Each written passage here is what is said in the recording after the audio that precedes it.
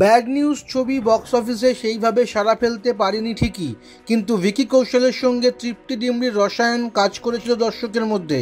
ছবির গান জানামে ভিকি ও তৃপ্তির শরীরে হিল্লোল নিয়েও চর্চা হয়েছিল বিস্তর। বর্তমানে রাজকুমার রাওয়ের সঙ্গে ভিকি और বিদ্যা কি वो वाली ভিডিও ছবি নিয়ে ব্যস্ত তৃপ্তি, কিন্তু এই ছবির প্রথম গান মুক্তি পেতেই রোষের মুখে পড়লেন অভিনেত্রী। নেট নাগরিকদের একাংশের দাবি তৃপ্তির পতন শুরু হয়ে গিয়েছে। লায়লা মজনু, বুলবুল, কিলা এই সব ছবিগুলিতে অভিনয় করে প্রশংসা পেয়েছিলেন তৃপ্তি। অনুরাগীরা আঁচ করেছিলেন তৃপ্তির ভবিষ্যৎ উজ্জ্বল, কিন্তু অ্যানিমেলে রণবীর কাপুরের সঙ্গে ঘনিষ্ঠ দৃশ্যে অভিনয় করার পর থেকে সমালোচনার মুখে পড়তে থাকেন তিনি। এরপরে ভিকির সঙ্গে উষ্ণ দৃশ্য দর্শকেরা প্রশ্ন তুলতে থাকেন, তৃপ্তি কি এবার খোলামেলা চরিত্রে বেশি স্বচ্ছন্দ?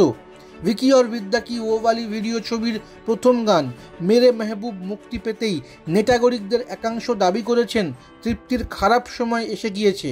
গানের একটি নাচের দৃশ্য নিয়ে দর্শকদের আপত্তি, মেঝেতে শুয়ে নাচের ভঙ্গি দেখে নীতি পুলিশ শুরু হয়েছে নেটাগরিকদের।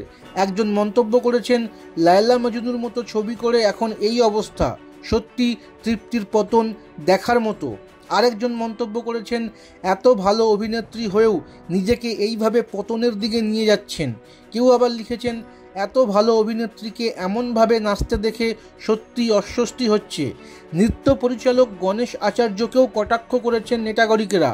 তার উদ্দেশ্যে এক নেটাগরিকের মন্তব্য, জঘন্য নাচের ভঙ্গি, কতটা পুরুষতান্ত্রিক মানসিকতা হলে একজন অভিনেত্রীকে দিয়ে এইভাবে নাচ করানো যায়।